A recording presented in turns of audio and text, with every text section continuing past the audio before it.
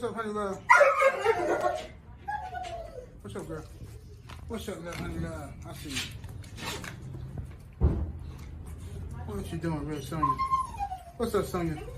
Fat Mama Sonya. What's up, Fat Mama Sonya?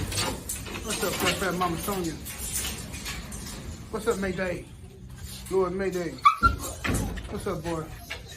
What's up, Lord Mayday? What's up, my boy Doc? What you say, Doc? What you say, Doc? What you say, Doc? It's my big boy, Doc. What you say? All right. Welcome back to another week, another episode of Game Dog Talk. And today we got two special guests. Excuse me, y'all got the hiccups. Long time. We got, of course, the legendary schoolboy, Mr. Richard Garcia. How you doing today, sir? I'm doing good, thanks. How you doing? Wonderful. Good. Welcome everybody to the chat. And we got my brother walking down around Big Steppin'. What's happening? Oh man, Colin, you know, another day in the neighborhood. Salute to everybody who pulled up on us this evening, man. Yes, indeed. Yeah, let me scroll up and see what we got in the building thus far. Do a quick roll. Man, I don't know what's up with these hiccups. This is ridiculous. Drinking too much, man. I didn't even drink that today. Let's see here. Jeff, the producer, what's up, man? Eli Zachary in the building. What's up, Eli? What's good, fam? There he is. List them books. Yeah, I seen the Bucks, man. You sound like the Canelo fans right now. Yeah, it's all good. I ain't tripping, man. Cheating ass referees and shit, man. Damn. That's all right. It's all good. Y'all get it next time. Yeah, you gotta do something, man. Old ass Al Horford busting our ass and shit. Let me see here. What's happening? Jeff, the producer in the building. Main event Mark. 614 Tree. Hugo. We got Carolina Slim. Mark Wonderland. Valley Boy Kennels. AJ. We got Guillory Kennels in the building. Miami Snoopy 305. SBO Kennels. Boris Baker, my bad. Arrowhead Kennel, salute to you, man. Mike Lee, salute to you. The Erieite Scholar, I'm sorry, man, I always get your name messed up. Pit Cartel, Royal Family Pets, Lefty American Pit Bull Terrier, Young Ree. Let's see here. Outlaw Texas Kennels. Vinny. Let's see here. I think I said Baker 666 Kennels. Luciano. Cabo. Mr. J-Dub 20 Texas. Rhodes Kennel, salute to you. Smooth Monty, what's up, man? Salute to you. Jimmy Mack. Frank Rizzo, Chico Sellers, Mozzie Nation, Jeremy Cochran, TMK Lot, Supreme Excellence. All right, Jimmy Mack, Rodney Murphy, Bishop Epps, Live Life Real, salute homie, Trey Brown. All right, y'all, I can't read everybody. I see you in here, Young World. Bulldog Slim, salute. Soul Power, aka Gamed Up Kennels. Dr. Hood, what up, cuzzo? Salute. What up, Bank? What's happening with the bank? Dr. Hood up in here, you say? I can't see him yet. Salute to everybody in the building. All right, we're gonna get to it. What's up, Brown Sugar Tay Brown? Tay. All right. Let's get down to it then, man. Get right down to it. All right, let's get to the first question. First question we have is, this question is from Mr. Garcia. How and why does Dex dry a dog out? We can start with you, Mr. Garcia. All right. Maybe, I'm not an experienced guy with that, but what happened was when I was doing a confirmation show and Mexico recently. One of my friends, he's a good guy. He's a veterinarian too, and he's a specialist, a surgeon. He does broken bones and fractured bones. He's good, and he talks to dog guys, and the thing came up about, people, in the past they used to use Dex to dry the dog out, and he tells me that can't happen, Richard. Dex doesn't do that. It actually helps you retain fluid, and I say, well, it's anti-swelling, anti-pain. He goes, yeah, and I go, really? I go, well, from what I know is what happened, what they tell me and all that, is it makes the dog piss a lot, and that's what dries them out. He goes, oh, okay. He goes, oh, I see what you're saying. He goes, what happens is that Dex will raise the sugar level of the dog, and that'll make them want to urinate a lot. I said, well, that's what it is, because it was a longer discussion than that. That's kind of quick, Once I told him that, that's how they make weight. They piss, they piss a lot, and it'll help them come down to weight. He goes, okay, I understand what you're saying. That makes sense. And it was that raise their sugar level that makes them piss, and that's how they use it to dry a dog out per se. So it was just something simple as that.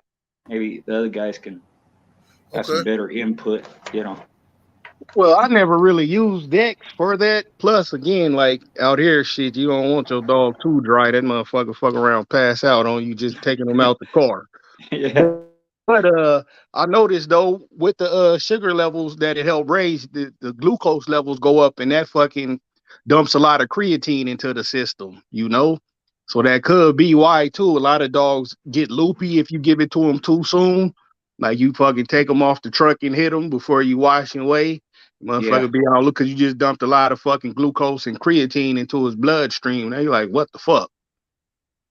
Yeah. And I seen more shit happen bad when people would Dex stay shit than not. That was the main reason why I never fucked with it, even though I probably got a fucking bottle in there, but I wouldn't use it for that. I would use it for what it's intended to be used for.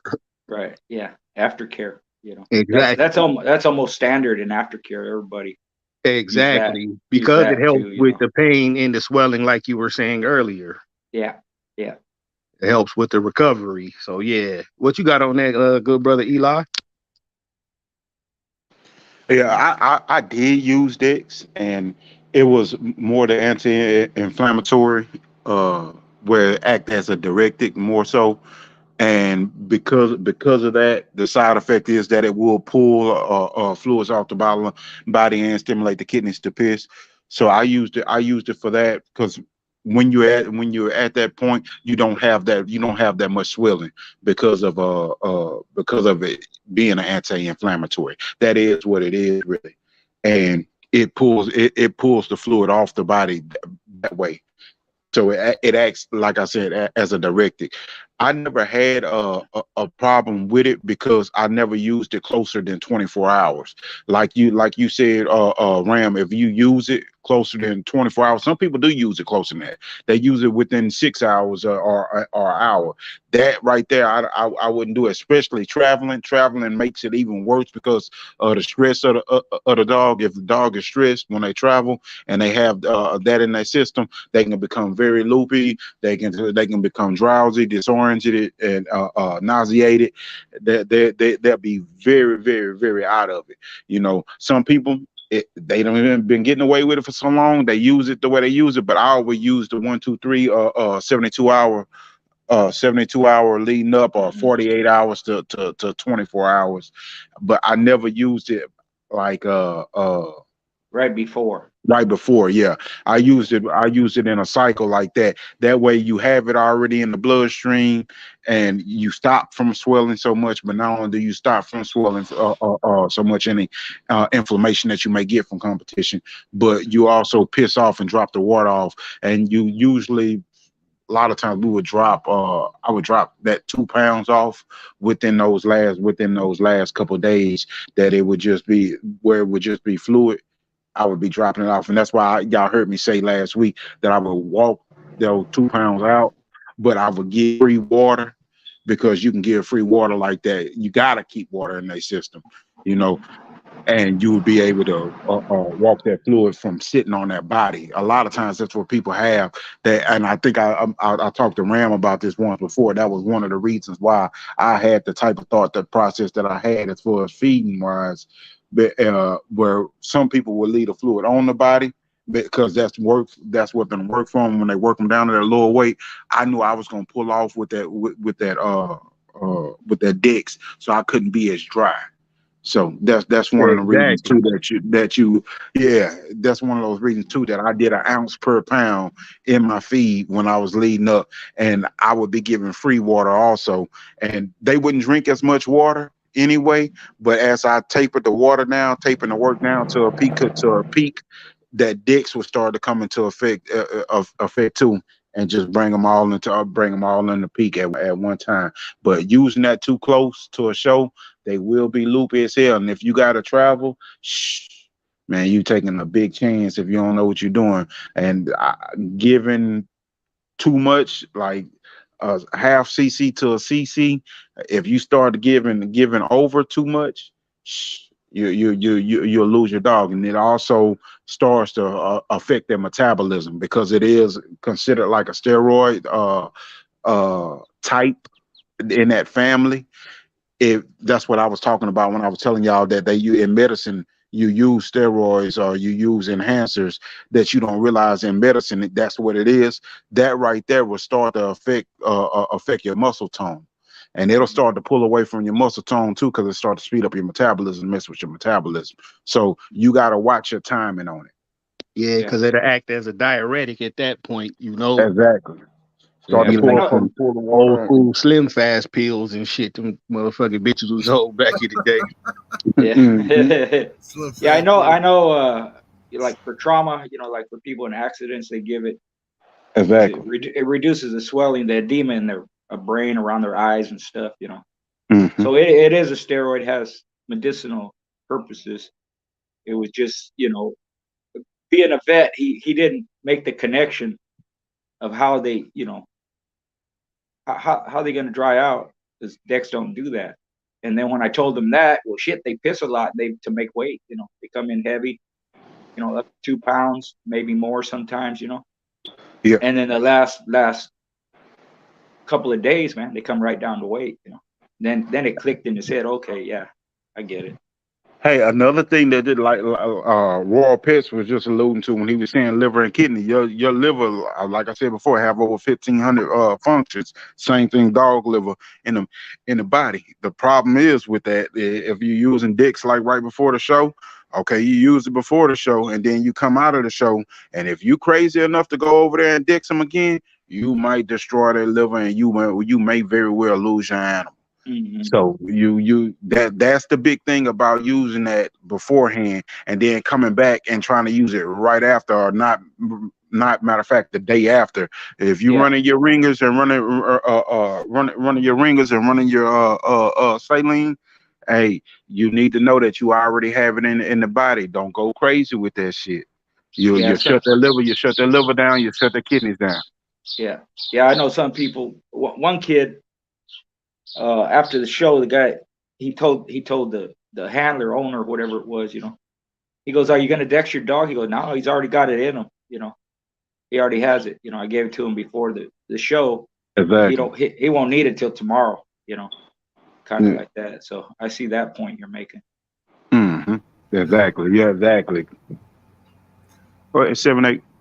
All right, so we got another question here, and that is, what's more important, a producer of champions or a producer of producers? Let me start with you, Ram. Me personally, I say a producer of producers, because while you producing more producers, you also producing champions.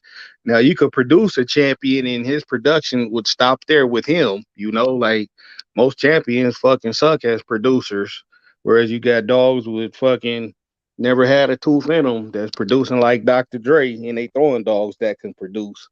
So yeah, I always was under the mindset I'd rather take a dog that can produce over a dog that just produced champions. Like, you gotta produce some producers for me. That way I ain't gotta keep going to the store and buying some shit, because eventually my one producer gonna get old and fucking die. You know, he could throw me champions in every litter, but if them champions is not, you know, continuing what he did, then I'm fucking back to buying dogs. Cause I'm not gonna fucking, just because I bred them shits and bred them again, if they ain't up to the champion quality, you gotta go. At that point, I'd be out of dogs, you know? So, yeah, I would take a dog that can produce producers over a dog who just produce, you know, good match quality dogs.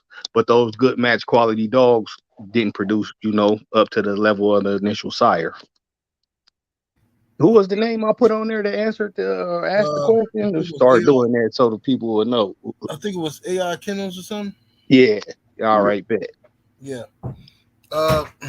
Let's go to you, Mr. Garcia. What's your take on that? What's better, a producer of champions or a producer of producers?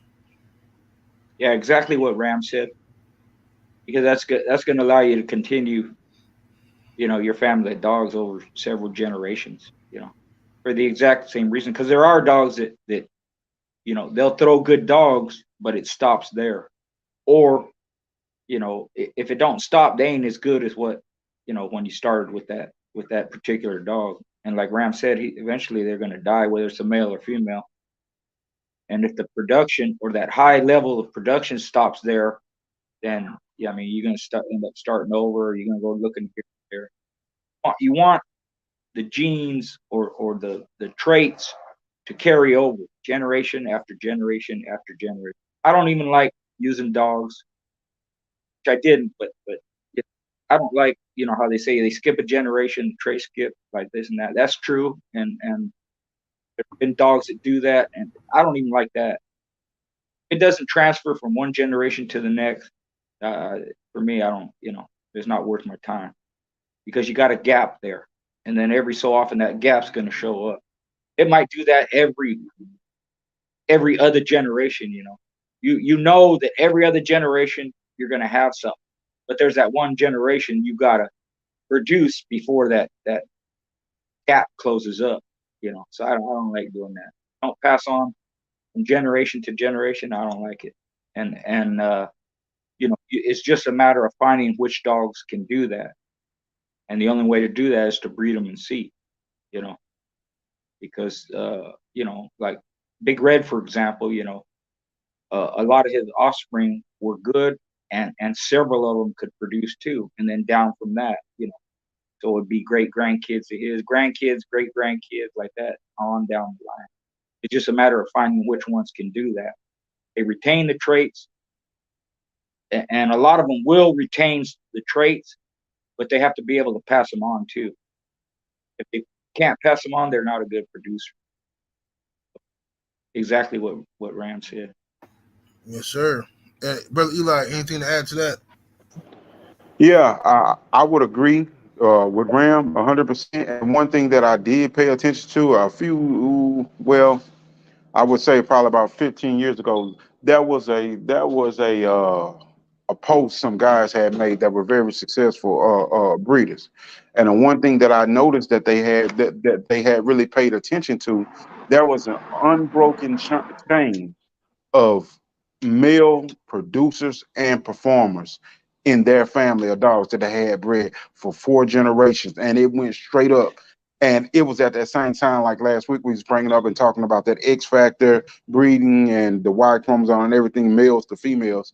It showed the prepotency of males in their line, in their lineage, because they had tracked that and watched it, and they all were producers of producers, and it showed that how strong the male lineage was. So when you watch little things like that in the family, and you have that going on, and you can see it, that's something good to be able to track, to know your breeding program, and to be able to know which way you're breeding and what you got. You know, so yeah, I would say producers are producers for sure.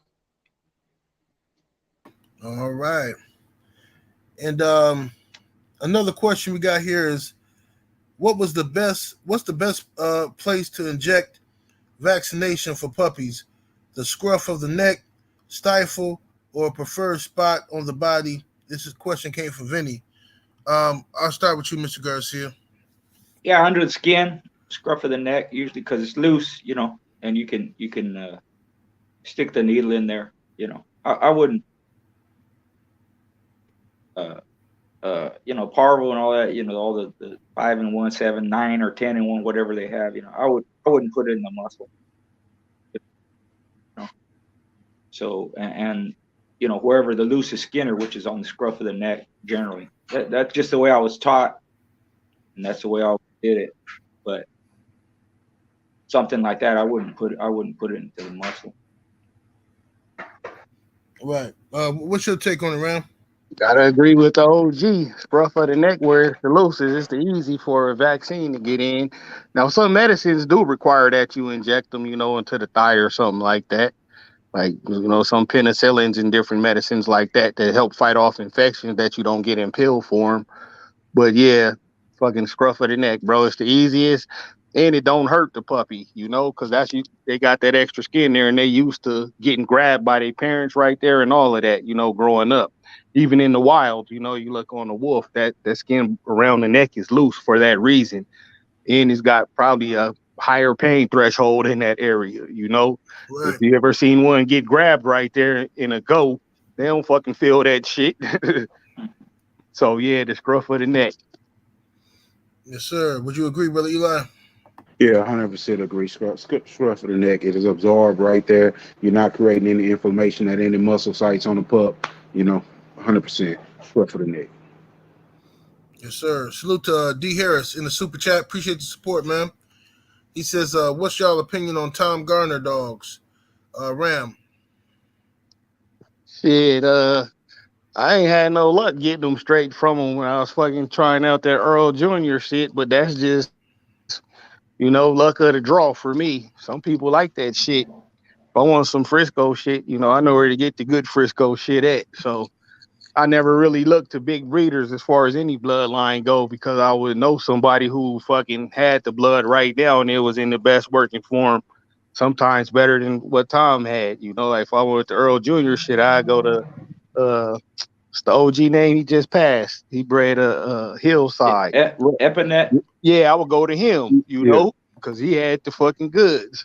So I don't know. Shit, I can't talk bad about this shit. I wouldn't buy nothing from him, no, especially none of that spike shit. You know, if it is spike, that shit gotta be low as fuck. Man. You know, yeah, but the only reason I wouldn't because Spike was before Chinaman. So if you don't got no Chinaman straws, how you got some Spike straws? You feel me? Okay. What's your take? That's just my logic, though. Don't buy into that. Don't take this shit and run off. And well, you can. I ain't give a fuck. Ain't nobody fucking with me. We big pepper stepping over this motherfucker. But still, you feel me? I just wouldn't, just for that reason alone. It don't equate in my mind. Like you had Chinaman on the yard, you ain't got no straws of him, but you got some straws off this motherfucker who was born before they was taking straws. You feel me? Was born then gone before they start even fucking making straws. So shit, I don't know. What's your take, Eli? For me, I'm kind of like I'm like Ram. I really go to somebody that been holding their stuff and been holding it to standard for years and everything. But one thing I do know, Tom has put his resources into buying back some of the better dogs from his stock. I do have two that I really like that he has on his yard, and that's the Diablo dog, or Drago, and Dexter. That's because I know of those dogs, you know. But my knock on Tom is you never know what you may get. You know, I was one of the ones that did personally question Tom myself about the Spike dog and what you call it. And I got different responses on different occasions, and I did have screenshots to back up what I was saying. So you taking a shot in the dark when you go getting the one from Tom. But those two studs right there, as far as me, Drago and Dexter, I really like them. I really like the chemo dogs. So he does have some good studs out there. If you going out there and you taking your bitch out there to go get bred, go stand next to him and breed them. And I hope you know which dog is which, because there has been times where there were lookalikes out there, and shit, yeah, you might have got bred to a lookalike. I know people that went to breed the El Negro, and they don't know if they bred the El Negro, or they don't think they did back in the day, and they didn't get the same production, the same quality. So that's one of the things that you take on when you go messing with bigger yards and people that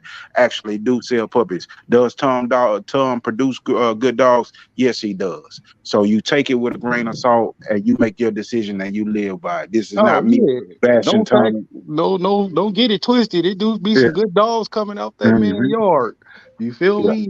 Caesar is just one of the more recent ones, but that's just not my cup of tea, man. Like, you know, like I'd be pissed if I went to go breed to El Negro and it was El Nigga, please. Hey, as far as me, when it comes to Garner dogs, Frisco dogs, I always like the buckshot, Epiness buckshot dogs, the China dog stuff, and I like the way that stuff was. And then Ram, you had showed me one we both knew.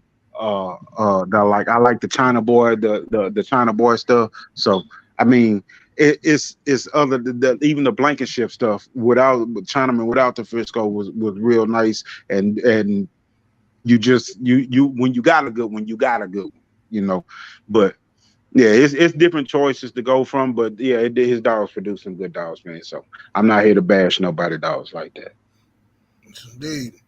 Mr. Garcia, what's your take on Tom Garner dogs? I don't know. Next question.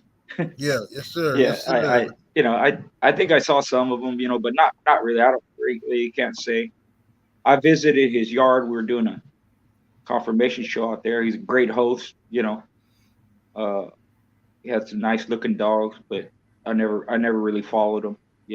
I can't say. Yes, indeed. The long way in the super chat. Appreciate the support, family. Thank you very much for the support. Salute. Yeah, salute. Yeah, that's the young homie right there, man. I know his peoples. Yes, sir. We got another question here is how would the panel go about okay, let me ask it my way because it's written kind of weird. But okay, if you have you're gonna publicly open your dog up for public stud, but you don't want prospective customers coming to your yard, how would you go about that? We can go to you, Mr. Garcia. Well, if you're going to open them up to public stud, it doesn't necessarily mean they have to physically bring their bitch to you. I guess you could have it shipped to you, like that. If you don't want people on your yard, I understand that. That would be the only way to do it. Have them send the female, take the breeding. Then they'd have to film it or take pictures, have to use DNA and all that. That would be one way to help ensure that you're getting bred to the right male and all that. I didn't really do stuff like that. I had my own dogs, and if I went outside my yard, it was a good acquaintance or an actual friend that I bred to their dogs. Like Champion Knucklehead or Champion Mean Gerald, man. Stuff like that. I wanted to see the dog perform back in the day, just to have an idea of what I should expect from the pup, some idea. But that would be the only way I can think of. Maybe there's another way, but it would be, have them ship the female. Right. Okay. What would you say, Eli? Nowadays, you got a lot of people that are actually using chilled semen, so you can actually ship chilled semen overnight. If y'all have a vet connection and y'all have a transport set up, you can do that where you can ship chilled semen overnight, and you can ship it to the vet, and you can have everything set up that way. If you want to spend that type of money, if you want to go about that route, it's a great way to access dogs that are further away that you usually couldn't get to. It's a great way to be able to get access to. That way, that process is 40 degrees or so. They chill the semen down to, and then put it in containers and ship it out, and you'll be able to get it inseminated directly on the eggs, or you'll be able to get that insemination done. But also the way I did it back in the day, me and the guy, we met behind a old church one time, and went back off in the field, walked the dogs back there, bred them, came on. I met at a park that not very active or something.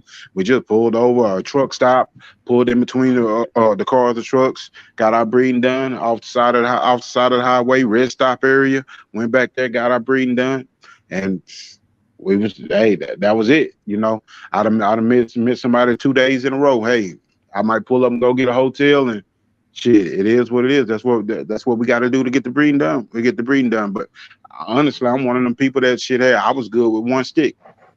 You might know of a family member or somebody not too far from where you live that don't mind you coming using their backyard.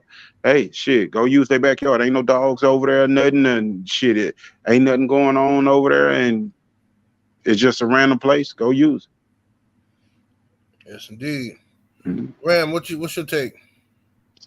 Shit, it was kind of tricky for me because I never opened my shit to public stud or used anybody else public stud for, because I had my own badass dog. So, and I wouldn't if I ain't fuck with you, keep your money, man. Like, because you can't breed to my shit. I'm still using this shit. And all my partners who wanted to breed to it, I'd either be like, just give me a pup back, or if I ain't fucking care for how your bitch was, as long as she wasn't no current shit, you breed to her for free. Just keep all that shit, go through it. I ain't tripping. But if I was to have to do that, man, you had to meet me at the park or something, bro. Like, I don't know you same time, man. You come to my house, you could be cool, or you could be dog food, Yeah. So you gotta meet them somewhere. Fucking shit, meet them at the fucking cornfield, whatever, just somewhere ain't nobody looking. Get it done. And like Eli said, I was always cool with one tie because I didn't want a whole lot of puppies because I was keeping everything. So in the couple times I did breed off the yard, that's all it was. You give me one stick, bro. Yeah, But again, sperm viable for 5 to 7 days anyway. So it's gonna be alive. The eggs is as long as the eggs is dropping still, whatever's gonna catch is gonna catch. That's my thought. Exactly. Yeah, that's a good point that Eli made. It may be something that now that we're here in the chat, that people will maybe go in that direction. But if you're collecting sperm, you got frozen sperm, you wouldn't have to wait till the dog's dead to breed to him. If it was me, maybe, and I was into that, I'd just be collecting sperm and just do it that way. If that's an option. Yeah. Or even while the dog's still alive, just add the frozen sperm, make the breeding, pay your money, and do it like that. If you could encourage people to do it, most people think, well, it's on hold, it's on ice, but when the dog passes and you can use it later, you can. But why wait? Just you don't want nobody coming on your yard if they're willing to invest in all that and do the procedures and all that. Check the fuck out of them and offer it that way. Put the ad out. Hey, frozen sperm from this male, he's still alive. You can come in my yard or whatever, or closed yard or whatever. Just do it that way. And anybody that's thinking about running a breeding program and running a real true to life breeding program, and you want to have a great selection, if in your area right now, you should be trying to find, like we always say, a vet, or if not just a vet, finding the people that the semen banks that actually store near your area, and seeing what you need to do ahead of time, being proactive about what you need to do ahead of time. What if you find a great deal on something and you're just like, damn, now you're scrambling trying to find out how you gonna actually get this shit here, when then if you have your resources already checked off, then you good, man. I mean, that's part of the dogs. That's part of taking it to the next level, being ready, being proactive in your program. So find your sperm banks around you, find your semen banks around you, find your collection, and who actually stores and everything around you. Your vet who can do all your insemination and know what you have access to. Know your means already. Hell yeah. Hey, before you go to that super chat, a long way, when he super chatted, he didn't put his question in there. So, I answered after you read the super chat, though. I ain't trying to stop the flow because that shit look like it's for Eli. and he was already going. The Bulldog Kid in the super chat. Much love, much appreciation, fam. Says salute, brothers. Eli Zachary, can you speak on the Eli Carver dogs and traits that you liked, which made you work with that family? The biggest two traits was finish and speed. I love that relentless speed, the being able to come forward and have that speed, and mine developed as I bred it to start to have smarts, and then I started to bring the wind into it, and then being able to back cross or cross around the family, do family crosses, I started to be able to put durability and bone into everything. But the traits that I really was locked in on was being able to have that speed and being able to have that finish. And I had those traits already, and I went out and I got a little bit of an alligator cross and pulled into my stuff, and I was able to get the good win and able to be a decent size for my actual weight or whatever. That wasn't, those traits were not limited, because I'm not a person that's really generalized. I like all dogs, all lines, but I prefer these lines. But when you picking a dog, that's the same thing for any bloodline. If you picking I could have got the same traits out of REDBOY JOCKO dogs. I'm not kennel blind. I could have went and found the same traits there. So if you have dogs, don't chase a certain bloodline and become kennel blind chasing that just because you think you automatically gonna get those traits, because you're not gonna get them from each side. It was the way I bred it that started to make it become like that. I selected certain animals for those reasons. When I selected the first champion animal that I put into that, he wasn't the greatest animal, but he gave me wind and smarts, and it stuck. And I can see it. It was like a marker.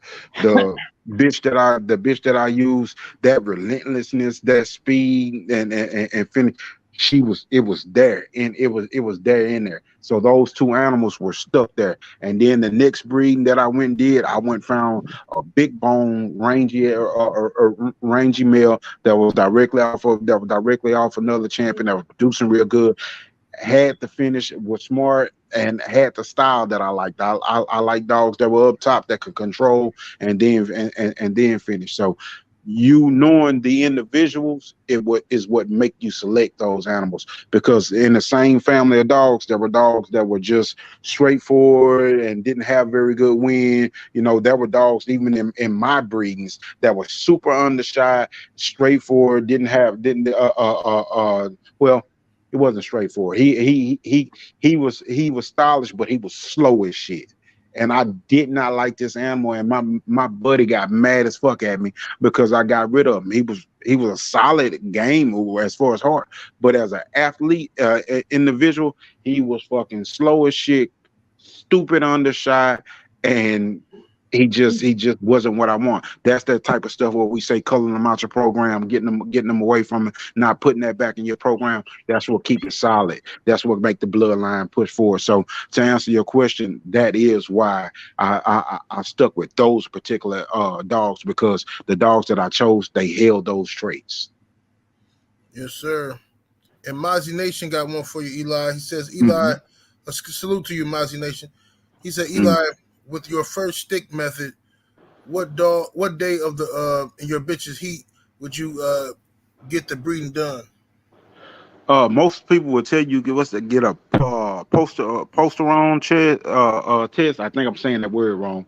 Progesterone. Progesterone test. Get a test done. You can. Some people always say you can get those little tests at Walgreens, and you can know the actual day that they ovulating. Me, I knew my bitches, and I could kind of tell from the day that they stopped bleeding, like 48 hours after that. So if they stopped bleeding like 78 after 7 days, then on the 9th day I would stick them. Most bitches that I had on the 11th day, they were good. I had one bitch, she was great for some reason on the 13th and 14th day, but my sweet spot was always between 9 and 11. For some reason, when I stuck them at 9 or 11, I put it to you like this. I stuck a 14-year-old male, grandson of Tab. I stuck him to a bitch and got 14 puppies off of her on the 14th day, and I had to hold him in because he wasn't even knotting up like that. And that was one stick. It got 14 puppies. So when they ovulating, that was the end all be all for me. When I say they eggs is dropping and that sperm is alive and whatever you're gonna get, you're gonna get. I stuck a 14-year-old male, grandson of Tab, one stick, and I got 14 puppies. Yes, sir. Yeah, for me, you know, I did a lot of artificial insemination myself, right? And when they're ovulating, you know, if you catch them too early, and what Eli said about the days, that's pretty much it. That's pretty standard if your dogs are regular, you know, your females are regular. But if you're too early, you know, when you stick that tube in them, it doesn't. You have to kind of force it in. It doesn't go in. If you're too late, same thing. It don't give. When the bitch is ovulating and you put that tube, it slides in real smooth. They're lubricated.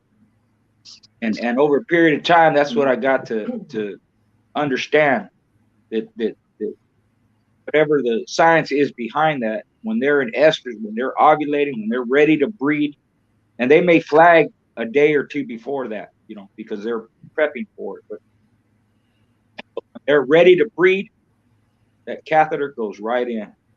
It's lubricated, and it's probably just nature, you know, kind of like, I don't want to say human females, but they're lubricated, right. And that tube goes right in there. When I finally figured that out, I didn't really have to. I didn't have to, you know, have the sperm ready to go. I could just stick the tube in them and check. Boom, slides in.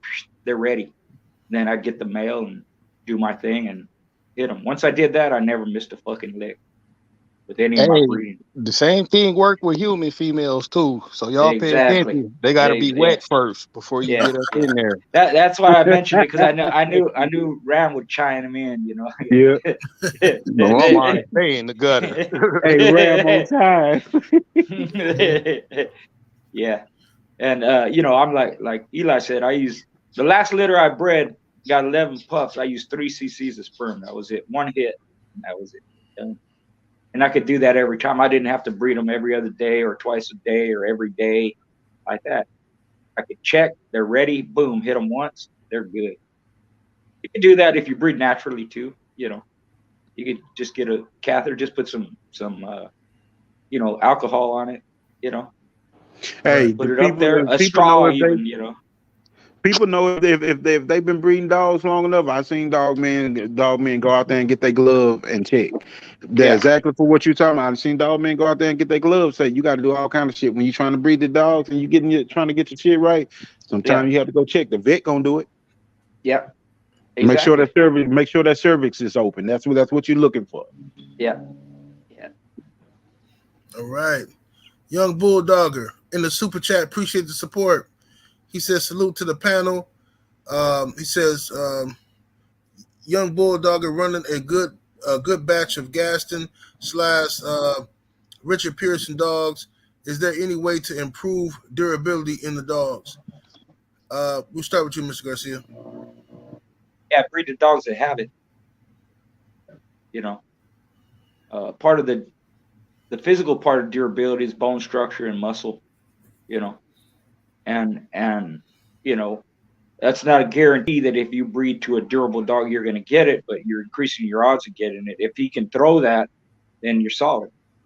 You know, it's that's probably the most simplest way of putting it, and the easiest way to do it is to breed to dogs that have it. And if they retain those traits and they can pass them on, you'll get it. If not, then you know that dog don't throw durability. And again, that takes time and this and that. But once you have it in there, if that part is that important to you, you just make sure that every breeding you make is with dogs that have those ability traits. And like I said, part of the standard of it is bone structure and you know, big ass teeth, you know, hard bone, hard muscle. You know, it don't have to be thick, heavy muscle. You know, muscle bound like that, but just hard muscle and good muscle tone. You know, Right. the whether you know, there's a debate. You know, where does gameness come from and all that. Part of it is their physical ability to you know, have good air, take punishment, withstand, you know, adversity. I believe those things have something to do with gameness. You know, thick skin. Some people like thinner skin. You know, like that. And the easiest way to do it is to breed dogs that have it. If that dog can throw it, you'll get it, and then from that point on, you just same thing. Breed the dogs that retain it and pass it on. Yes, sir. All right, walking down Ram. Go to the question from Long. All right, hold on. Let me go back up to it. He said, for the legendary, never secondary, big step of big repper Ram. No, he ain't say all that. He said on feeding, explain how feed matters. If I feed bullshit kibble 100% of the time until a dog is grown, and then I change his feed, or then I change his feed and keep, how does that affect his growth and performance? And I say, just look at the motherfucking kids with the fucking silver teeth or the grown men with baby teeth. They didn't get good nutrients at all on the come up. You feel me? And that shit's gonna show the same way in the dog. You ain't gotta be like me, cause I only feed a couple dogs, so I can feed Origin. And that's, you know, the best that we could get in America. But this other shit that's out there that, you know, you don't gotta, you ain't forced to feed pedigree and shit no more. It ain't like back in the day. When I first got back into feeding kibble last year, I was gone and I went to the feed store. I was like, God damn, look at all this shit now. You know, there's a lot of good food out there, bro. So you can't feed him no bullshit and expect that motherfucker to be a world beater when it's time for him to go. Because if he look good, you know, on the bullshit food you fed him on his come up, imagine how good he'll look if you just, you know, spent a little bit more money on the feed. You feel me? So it's one thing to feed maintenance feed, but you know, if you only got 5 dogs, you can feed Victor or other shit that, you know, the brothers recommended. And that's good quality food still. But yeah, doing that shit, nah, you gonna be fucked up. His joints ain't gonna be as strong. Bones probably won't be as hard. You know, just a lot of shit go with it. It's like if you eat candy all day, fucking, you ain't gonna go get in there and hit the CT Fletcher curl off and expect to win. Same with the animals. Indeed, yeah. And I say though, for the last super chat from Young Bulldogger, you probably got it too tight on the inbred shit. So what I would do, if you can't find what Mr. Garcia suggested, I would say find a good producing male that produce good durable dogs, produce everything that you missing, and take your best bitch of the bloodline right now and breed her to him, and just keep all the ones that, you know, fit your standard, and then breed it back into your line and see what you get. Yes, sir. Yes, sir. Salute to City Boy Kennels. I see you in the building. 88 Sports Talk. Salute. The Bulldog Kid in the super chat. Appreciate the support. He says, the panel, how long did it take you guys to know that you could compete at a high level?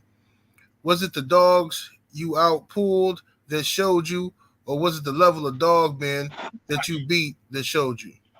Mr. Garcia? How long did it take me before I could say I know how to condition? About 7 years. I'm slow.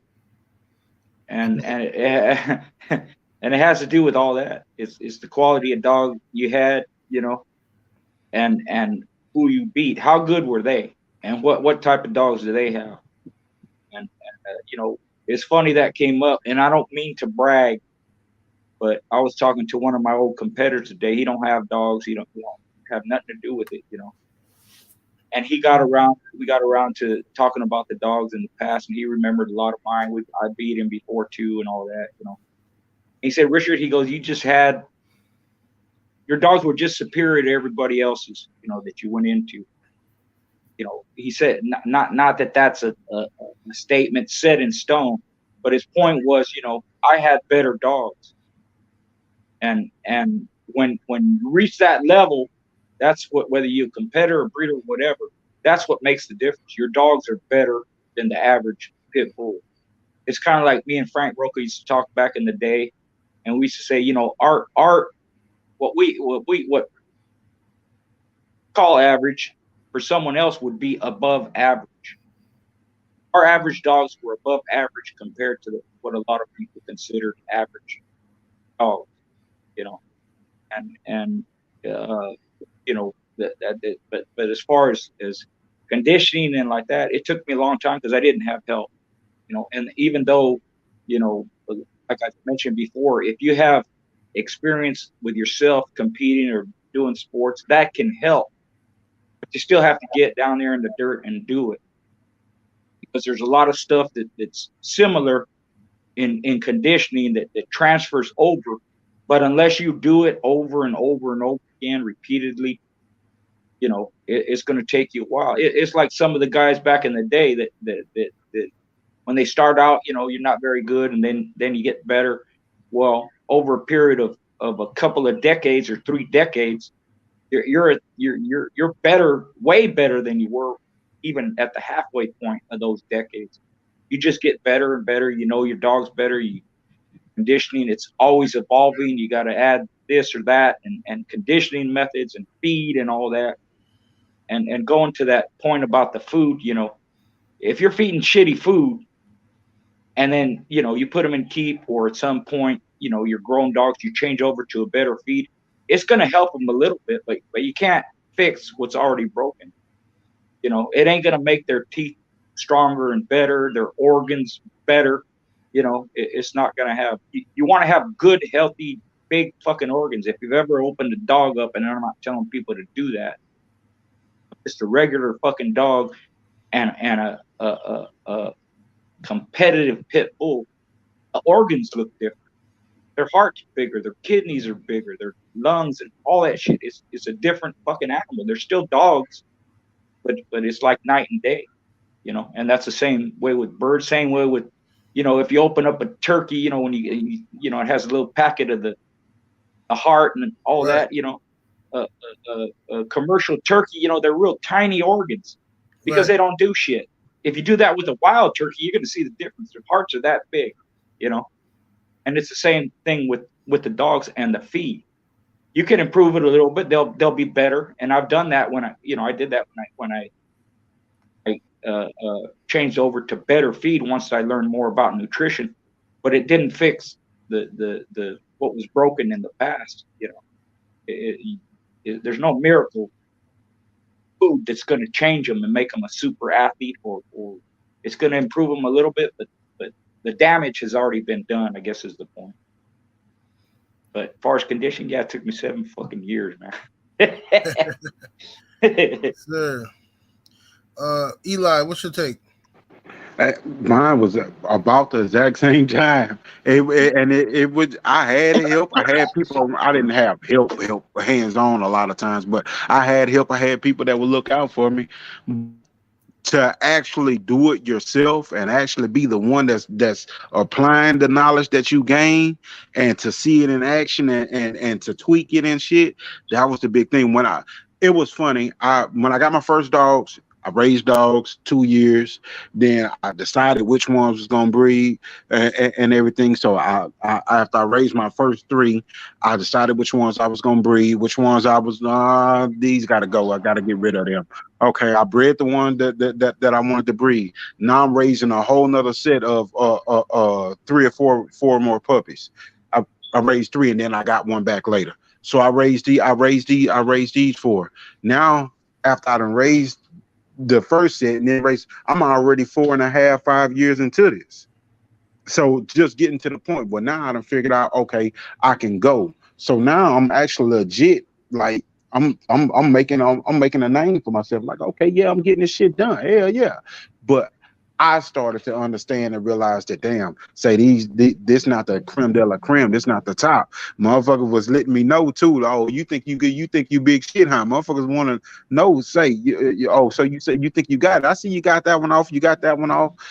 Now they start looking at me. you know, so then I'm looking at them like shit. Well, shit, I want to know what you got versus what I got since you telling me I ain't got shit.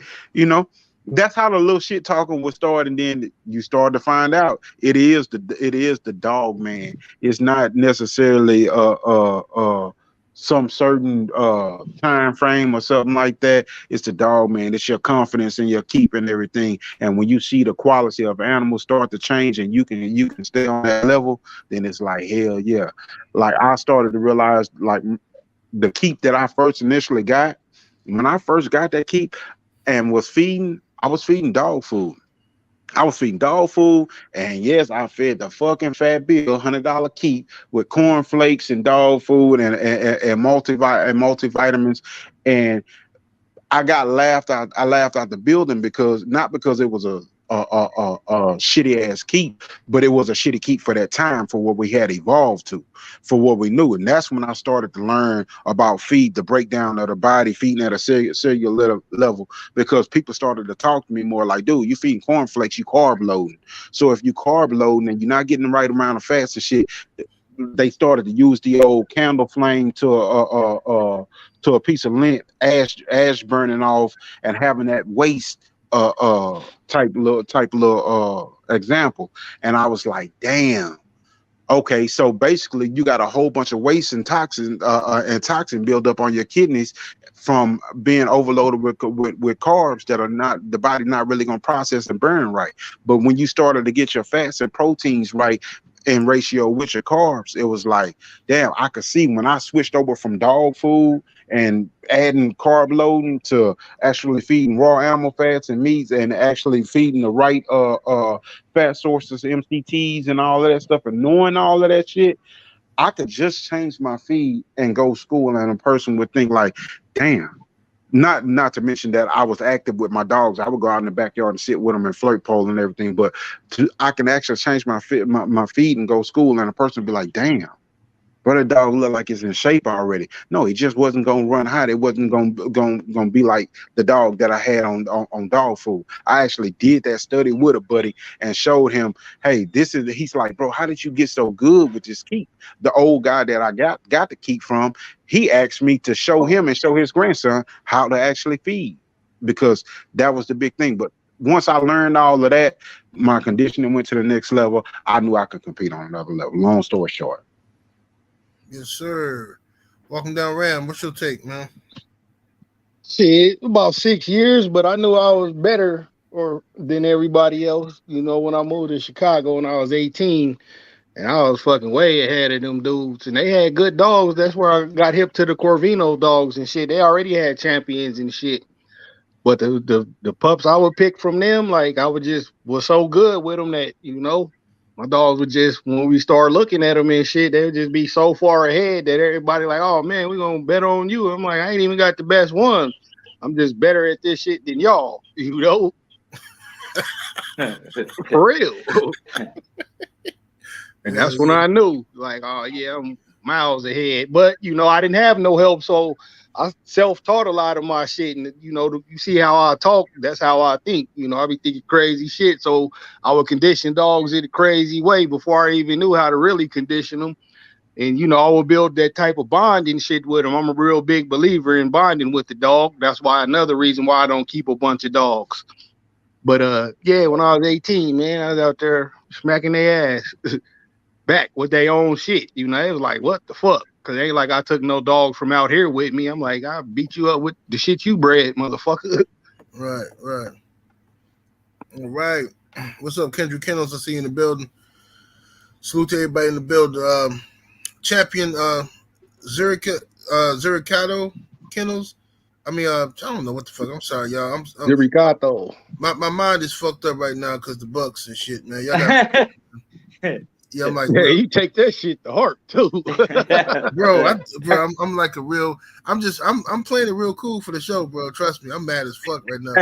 Hey, you off a little bit. I was gonna fuck with you. I was gonna fuck with your joke, which I was gonna say, Ram, put that Mamaku say on your ass. But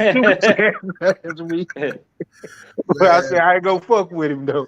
Yeah, I'm just like, whatever, man. Oh damn, yeah, I did, because you ain't read my super chats. Oh my bad. I'll take the curse off you, bro. My fault. I forgot I put the curse on you.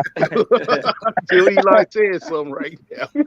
I uncursed the Bucks. My fault.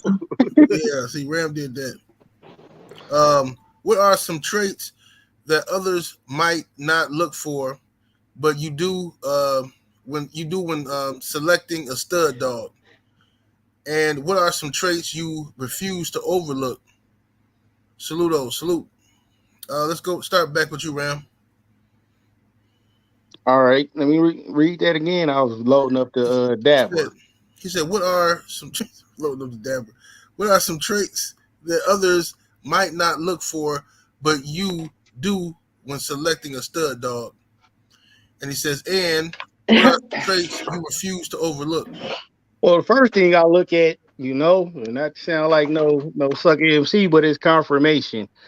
I don't want no fucked up looking dogs, man. I got a problem with ugly shit. I've been like that since I was little. I can't even look at ugly people. I damn sure ain't finna be looking at no ugly dog all day feeding them. So I'm gonna look at his conformation and shit. I'm gonna see how his teeth are. Are they fucking big, weak teeth? Because you can have big teeth, but the motherfuckers will fall apart. Are they a little hard teeth? I'm gonna do all that shit like I'm buying a car. And then I'm gonna go and see what he produced that's on the yard. Now, one thing I won't overlook, if your dog is stud and you ain't got no fucking offspring on your yard off of him, I don't want that shit. I'm gonna leave. Then I look at his temperament. Does he act like how I would want a bulldog to act? Now you don't necessarily got to be at the end of the chain choking yourself out. But if I say, hey, man, walk one of them dogs up to him, let me see what he do. If that motherfucker don't turn into Monster Cody, then I ain't fucking with it. You feel me? Some other shit would be, I would look at his pedigree. Did his parents produce? Did their parents produce? What did they produce? And on what level did they produce? Because we talking about at least 2 years worth of just waiting for these puppies to grow up to see what you got. It don't sound like a lot of time, but that's time you can't get back. So all that shit gonna have to come into play, man. Plus, though, I never really again studied off the yard. Like, I always had, good quality shit that could reproduce itself. I was a stiffler on that. I wouldn't care how good you were if you fucking couldn't produce either yourself, or better than. I wouldn't fuck with it, bro. But keeping that stiff fucking mindset is why I was so successful with this shit. Like, I don't be bragging on my shit on here, but the people who do know, like, you seen my record, you seen my dogs, you like, God damn, that motherfucker, he did his thing. And the best part about it, I kept my mouth shut about it. I was real quiet about it because it ain't everybody's business. But yeah, that's my take on that, bro. Like, I would look for all that shit and like undershot and all that shit. I ain't tripping on that. As long as it ain't all fucked up, we could work with that. Champion Old Dog was a little undershot. Fucking killed everything. You feel me? Bite your lights out. So I ain't really tripping on that. As long as it's not too exaggerated and just fucking Hey, that motherfucker I had ran. That motherfucker was so exaggerated. Like that motherfucker looked like Tom and Jerry Bulldog with a tooth be sticking out of his lip. I said, "Ugh, motherfucker." But again, like OG Garcia was saying, he had dogs that would fucking throw at least one dog that was undershot. Mm-hmm. Shit like that happens. So that's why I never tripped on. I'm just staying with the undershot because I seen somebody ask earlier if they should read they bitch because she was undershot. Like, if she can hold a grip, super fucked up, and you could fucking call the ones that's not fucking got a scissor bite if you want. Or if this fucking devastating bulldog undershot bite, you might want to keep them, Yeah. What's your take on it, Eli?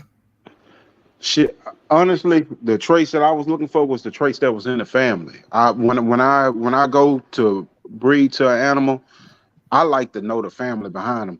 It's people that offer me dogs, offer like great dogs. But the thing of it is, they may not realize it, but I'll be asking the same question for a year, 2 years, 3 years. I might not never accept a dog, and I'll just be like asking the same questions over and over and over until you tell me enough about your dog and your dog's history that I need to know. I can start to learn and discern from what's what. because you're gonna keep on answering that question and you're gonna start to tell me a little bit more, a little bit more. I had a relationship with where I got my Homer Midnight Cowboy and Shady Lakes. I had a relationship with them for like 8 years, 13 years. My Shady Bill stuff that I had ended up getting. I had a relationship with them for like 11 years, and this shit came straight off Shady Bill. But I knew what these dogs was. I knew the durability that I was gonna get from this side. I knew the type of finishing game is that these were over here.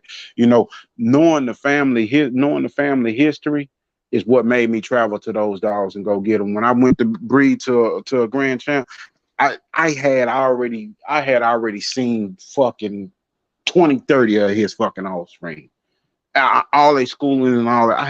I knew what I was looking. I knew what everything was because I had seen so much of it already. I wasn't in a rush to go grab it because the pedigree was great or because it was just some great animal. You can go breed to any grand champion and not get what that grand champion consists of. But when you can see consistency, that's what I'm looking for. And that's what I went and bred. Each of these 3 families that I put together around, they came from the same bloodline, just different strains.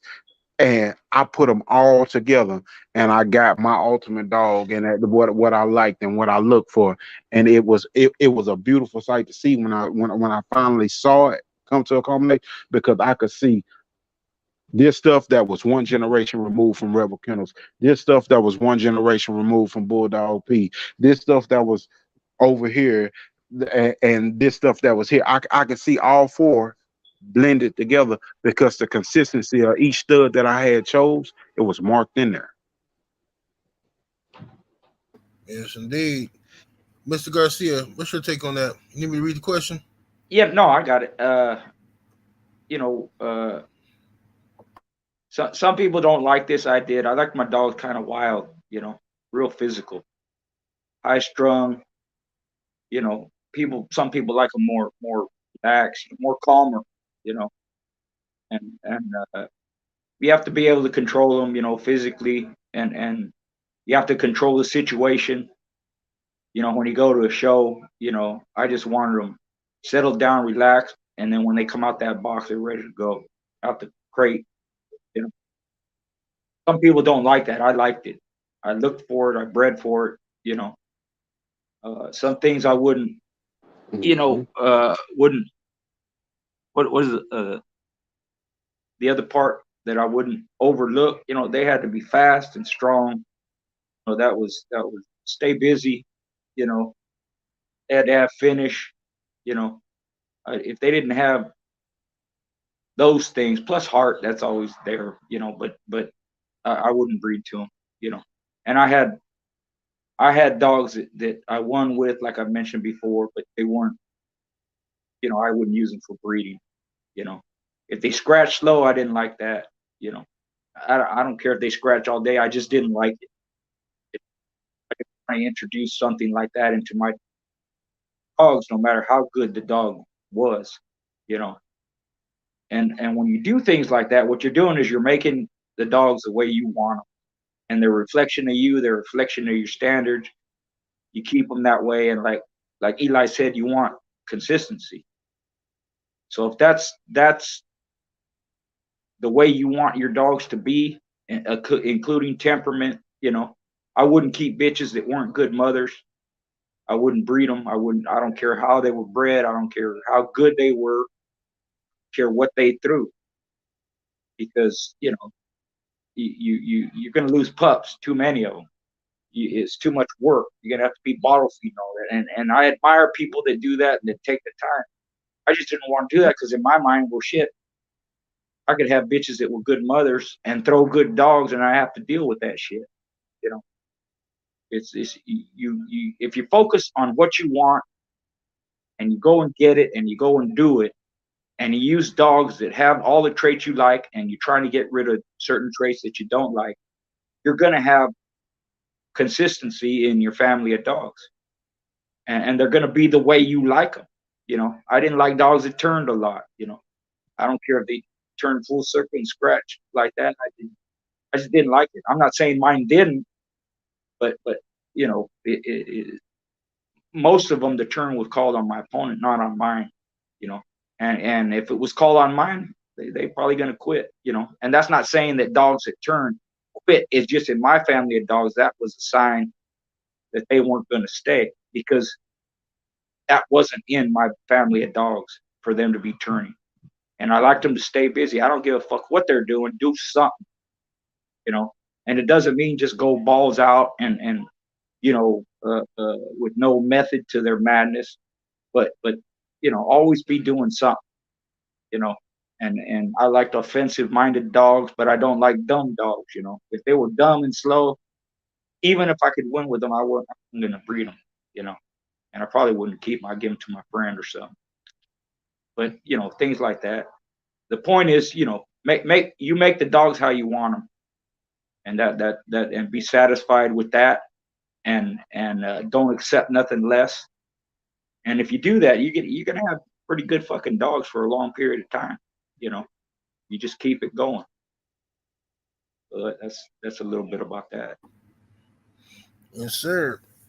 The long way in the super chat. Appreciate the support, fam. He says, to the panel, keep it real. Name a time you spot picked and why. And did you win the race or lose? We start with you, Ram. If you calling out, you know, dogs on their way to make champion with your first time out dog spot picking, then I was a spot picking motherfucker. I was just that confident in my shit. Like, I want a dog that already got at least one under his belt so I could just beat his ass. You feel me? So I don't know. I guess picking on people that was up above you, so to speak, as far as having merits on they dog. If that's a spot picker, I'm a spot pick then, because I only wanted to go into the best. Because in my mind, that's the only way I would find out if I had the best or not. You know, like in real life, I could beat up on a little homie and shit, but if I'm running off when they big homies come, like, am I really that dude? You feel me? Now, if I beat up your little homie and then when your big homie come, I beat him up. Now I'm the big homie. You feel me? This is my hood now, pump DIBO. And that's my mentality with the dogs. Like, shit, I'm gonna go get you. I'm coming for you. What you got?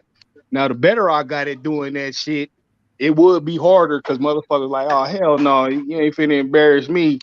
So I had to be like, oh man, you know, make a call, hook the dog for me. You know, don't tell him it's me type shit. But I ain't really like back doing because most of the time when I show up, they just pay the forfeit. Like, oh hell no. You feel me? Because they was trying to spot pick, but I never been a spot picker. I always wanted to go into the best. You know, same with the weed, just everything. Like, I want to do it, I'm gonna do it to death, or I ain't gonna do it at all, bro. Now I have had instances where motherfuckers have ducked, you know, and then when I'm my shit hooked, now all of a sudden they got the weight and I ducked them, psych, because I still fucking got the text right there. You feel like, nah, I said 33, you said you had a 31, and the other one had a fucking 35. Like, everybody was either 2 pounds under or 2 pounds over. But once the dog got hooked, now all of a sudden y'all shit my weight. Fuck out of here, don't work like that, bro. But nah, I ain't never spot pick, man. I always went to the top, whether I got my ass beat or I beat some ass. That's what I wanted to do. And don't get it twisted, I've lost before doing that. Fucking champion Doc Holliday, he made champion on me. You feel me? Like, I done lost to some good dogs. Yes, sir. Mr. Garcia. Yeah, I didn't. You know, most of the time, you know, you put the bait out. You don't know. If I did see a good dog, you know, that's I'd go after them that way because they were good, not because they were easy. And you know, a lot of times the consensus was that you know, I ain't not gonna beat that dog. People didn't think I could do it. I would go after the good ones because you know you're testing yourself too, not just your dog when you're competing. You want to see how good you are. You want to see how good your dog is. But most of the time, I ain't no. You know, people say they spot pick this and that. I don't know. In my time, most of the guys I knew, they didn't do that. Played out. Whoever picked it up, that's who you got because they feel they're going to win too. That's why they accept the show. You know, they think they're going to beat you just like you think you're going to beat them. but I wouldn't intentionally go after some piece of shit or somebody that, you know, that those type of dogs didn't really hang around too much if they were there at all, you know. And I'm not saying, you know, everyone is a top quality dog, this or that, but you have some guys with, you know, they have a lot of knowledge and a lot of experience competing, and they ain't gonna come out with a half-assed dog, man. It doesn't matter whether it's $500 or $5,000. They want to win, and they're gonna use what they consider a good dog that could beat whatever shows up. But most of the time, like I said, that's what you're doing. Whatever they come with, that's who you're going against. That's what you're competing against. So I wouldn't spot pick. That's degrading, man. What about you, brother Eli? No, I wouldn't pick no spot like that, man. And like Schoolboy was saying, if you even see shit like that, that's not quality.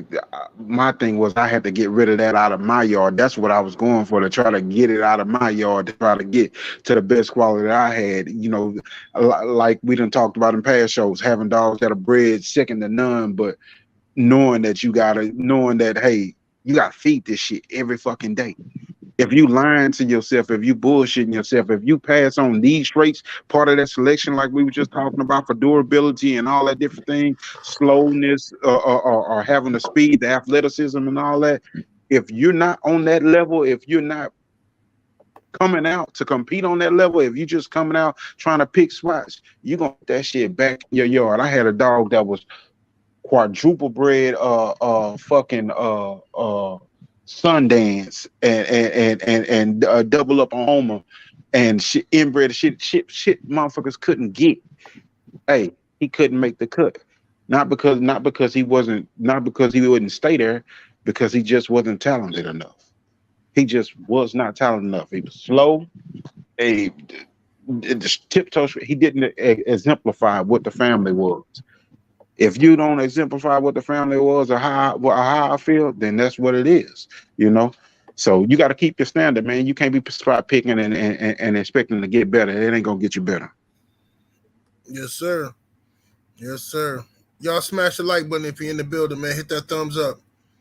Salute to Smooth Monty coming through heavy with the young Giannis in that super chat, showing love. Appreciate you, man. He says, how long do you hold on to a dog that comes from bloodlines that are known to take longer to mature? How long do you hold on to him, Mr. Garcia? I would say the average is 3 years. You know, I don't know how they are now, but you know, like a lot of the Eli dogs were late starters, late to mature.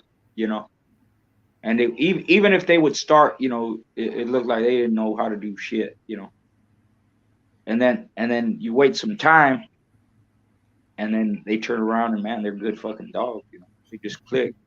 I even had one, you know, the first time I rolled him, he couldn't do shit. You know, he was dumb, slow. He couldn't even bite.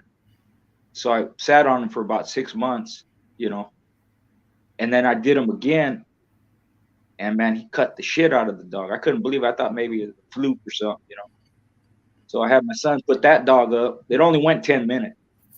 My son put that dog up and told him, go get another one. Go get Billy Jr. Go get your dog. He cut the fuck out of him too, 10 minutes. I said, go get another one, you know.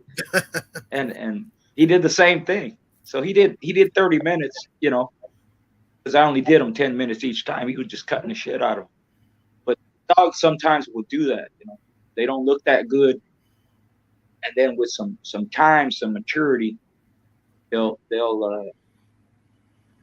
come around, you know. And that's the longest I waited on the dog. It was his last chance too, man. And he ended up being a cannibal. I talked about him. He was the son of Big Red named Alex, and he just clicked on. I even told him before. I said, "This is it, man. You don't." I kept him because when I roll him, he wouldn't really take hold, and he didn't really work holds or nothing like that. But he would scratch hard every time. He'd go over there, he just wouldn't do nothing. And I said, "This is it, man." I put a big old dog on him. He fucking ate that motherfucker. So I'm not saying they're all like that. I'm not saying, you know, even now there's particular bloodlines. I don't know. But back in the day, a lot of the Eli dogs were slow to start, slow to mature. And when they did, a lot of them, they turned out to be, you know, real good dogs because it just took that time and that maturity for them to come around, you know. Right. Yes, sir. Ram, what's your take? Gotta agree with the OG. Like 3 years, I had one like that was like that. My bud dog. I always talk about him like he the one that was a reverse macho butt dog. My dog tried to hump him and that cranked him on. But he was about 3. But until other than that, like I would look at him, he wouldn't start up at all. Like it just fucking lay down and just fucking just let the motherfucker beat on him and shit. Like goddamn, like and he's the only one in the litter that started late because he already had other shit that was already campaigning as far as litter mates went. But he was a cool dog, so I was just gonna get him neutered and let the kids keep him because he was a good house dog and good around pups and shit. But when my young prospect off of my old dog shit tried to hump him, he wasn't going for none of that macho butt shit. That motherfucker turned into a killer, and that was the one that was a cannibal. Like he'll eat your ass. He like, you know, I ain't getting butt fucked. That's where we draw the line at, homie. We You finna serious fight to now? the death. Yeah, like this what they doing? No sir. Yeah, Mhm. yeah. That motherfucker. I put a 3-year mark on it because, you know, if they turn on and they're good at 3 years old, then I have time to school them out and I can put them in a show, you know, and maybe past that, you know, they'll get up, you know, 4 or 5 years old. You know, you can't. It ain't like if they're 2.5 and then, you know, you could longer. If they start at 3, then, you know, it might be 4 by the time you first show them. In my mind, I got maybe a year and a half to do something. 2, maybe, you know. That's kind of why 3 years old was good enough because after that, shit, if they start at 5, well, what the hell am I gonna do? Yeah.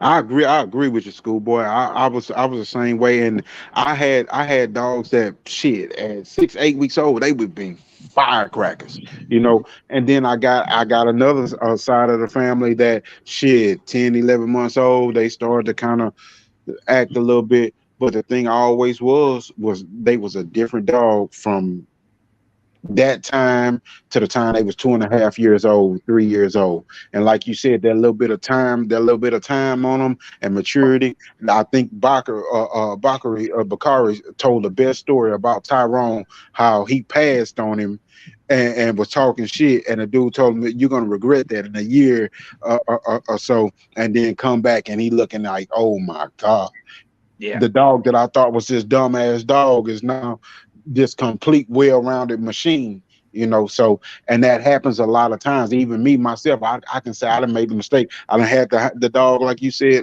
schoolboy, that was scratch all day but wouldn't keep a fucking hole, and then I look up and I'm like, damn, I should have kept this motherfucker. I should have had. He had everything that he was slick as yeah, fucking ice water.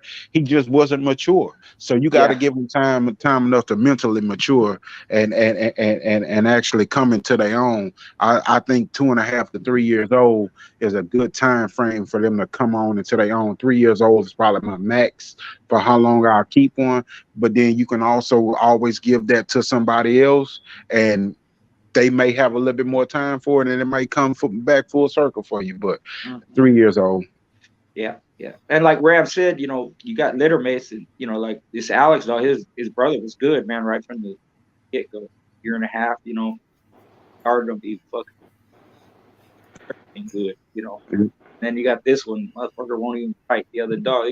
He had his nuts. I put him against the son of Chinaman just in a row, and in 5 minutes, the dog got to his in between his legs and ripped his nut sack open, and one of his nuts was hanging out. Me and my wife had to stick it back in and sew him back up. But it didn't affect him, you know. He didn't cry, he didn't whine, nothing. He got bit hard, nothing. And I put him up, scratch him, and he'd go across and do the same thing. Wouldn't even bite down. So that's why I waited on him. I was like, man, come on, at some point you got to come around, and he did.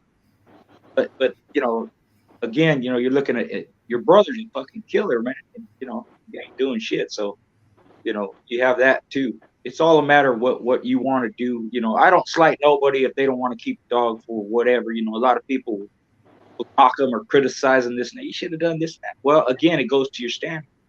If you want to wait on them, great. If you don't want to wait on them, I'm not going to knock you. It's your choice. Your whatever. You may have some regrets, but you're going to have those anyways in all kinds of different stuff. So again, if you're making the kind of dogs you want, and me, I liked early starters. It doesn't mean I started them early. They were hot from when they were pups. I just wait on them. Good. I know at least they're going to start, you know.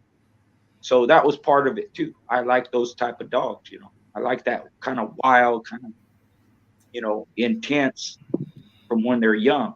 And it's just a matter of waiting on them till they get up some age, and then I can do what I do with them, you know. They're not all going to be like that. So it's up to you whether you want to wait or not, or back then, you know, whether you wanted to wait or not, you know, it's all up to you. And some of them, they turn out to be good. And I've seen that with a bunch of Eli dogs. I had some, they wouldn't do hardly shit, couldn't bite. And then, man, 2 years old, they fucking killing shit. They could bite. And they have other qualities too. They're good athletes. You know, it's almost like they're children, and they're awkward, and they're, you know, they don't really know what to do, you know. Like, you know, kids out there, they go and they play football and they get bumped around, they cry. But they stick with it. And by the time they're in high school and college, man, they're tough as fuck, you know. Kind of the same deal. Right. Did everybody get that question? All right. Let's see here. If you are making a breeding but can't keep the whole litter, what are some things to look out for when deciding which puppies to keep? So if you're breeding a litter, you got to keep some of the puppies. What should you be looking out for? You want to take that, schoolboy, or you want me to take it first? You go ahead. Go ahead, brother. Okay. For me, I always look for the most confident pup, the pup that's anywhere we go. If we go down a flight of steps, we're gonna jump off a flight of steps. There's a video on my the auto running down the steps, full speed, motherfucker spinning, turning, falling off steps, get back up, hop and start playing, start grabbing my parents' leg again. You know, dog that's confident in its surroundings everywhere it go. I like having that. Some kind of way in my head equates to like a confidence poise type thing, where you're not worried about failure, you're not worried about your environment around you, you feel like an alpha. You know, if you're just that confident, outgoing puppy, like, that's cool for me. Puppies, I'm not looking for nothing crazy. You know, if I can play with you and catch your attention, and you catch on to whatever I ask you to do, you display some smarts. Shit, I had my puppy sitting at 8 weeks old, 6 weeks old, 8 weeks old. Hey, shit, everything that if I put it into it, if I put the time into them, if they take to it, and I'm watching them and they take into it, I like that. You know, I like a puppy that show me that I can work with you during your development phases. If I want to introduce you to, if I have time and I want to introduce you to a meal, or I want to introduce you to a tug of war, if you're the first one to take to everything, I like that. Yes, sir. Mr. Garcia. Yeah, pretty much the same. You know, I like it. It doesn't mean, you know, that's going to make them end up to be a good one. But all that other bullshit, like being real timid or shy and don't, you know, they scared of this and that. I don't like dogs like that. It's just something else that I got to deal with that I don't like dealing with, you know. So I like them outgoing, confident, you know, nothing bothers them. They ain't scared to walk on grass or cement or some other shit dogs do sometimes, you know. For me, it's a hassle. You know, I wanted things to run as smooth as they could, because you're going to have hiccups along the way. Things ain't always going to be smooth. You're going to have a shy dog here or there, or an incredibly timid dog, or something that doesn't get used to a car ride or just something like that. So I tried to eliminate that as much as possible. And the only way to do that is to breed the dogs that are that way. So in pups, I tried to choose the ones that behaved like their ancestors when they were that age. You know, after you get 3, 4, 5 generations in, you know, you're chaining and passing along the traits that you like. And part of that temperament and behavior and outgoingness and wildness and focus and intensity, you know, it doesn't necessarily mean where, you know, you got pups that are screaming every time something walks by or anything like that. Just a confident pup that ain't scared of shit, and you know, they're good with people, and you know, they don't freak out or they're aggressive towards people, that strangers that they don't know. You know, it's just again, it's just a hassle for me that I didn't like to deal with. And going back to what like they were saying, Eli or Ram was saying before, it's you know, it's kind of a representative of what your dogs are like, you know, and what type of individuals you want. Because if it's something like Eli was saying, you know, that you know, they lack this or that, you know, you don't really like them that much, you know. They're not going to get the attention and the care. Even if you say I love all my dogs and all that, you're not going to give the attention and care to a dog like that you would something else that fits your standard or behaves the way you like your dogs to behave. You know, that's another reason, you know, I wouldn't keep Curse, even if they were a good family dog or something like that. You know, I'm going to put them out there, and you know, at the end of the yard, and you know, I'm going to maybe pet them once a day for 3 seconds or something like that. It just that's just me. You know, I'm not going to take care of it like I should, because I don't like them because they quit, or I don't like them because they're timid. You know, and you can break, you can change a lot of that stuff, but I want it in them already. I want them to be that way already when they're born, outgoing, confident, alpha, like you said, you know, and you know, good with the kids. The females, when they're good with my kids, that tells me that they're going to be good mothers. There was a direct connection to that, because they're motherly with the children, you know. So in my mind, they're going to be motherly with their pups. Same thing, you know. That's just the way I looked at it, you know. Yes, sir. Salute to Smooth Monty in the super chat. Appreciate the love, man. Came back in here with that dub. He says, Brother Ram mentioned bonding with the pup. Can you give us some insight on how you do that, Ram? Like how I did when I got my pup last year. I got him, you know, put him in an environment I like him to be in, and when he did shit like in an environment that I didn't agree with, like peeing in the house, I would, you know, show him the correct way and what I wanted out of that. And from, you know, me teaching him them lessons and shit, once he got the hang of that, I started taking him to work with me and shit. And once he got cool with riding in the car like that and being around different noises and different drills and me jacking up cars and all that shit, just start riding out every day. That's my partner now. One of them days I take him now, when I stop and get lunch, I get that motherfucker number 2 too. That's the homie, you know. That's the type of bond I'm talking about. Just, you know, fucking with him every day, putting that good quality time in with him.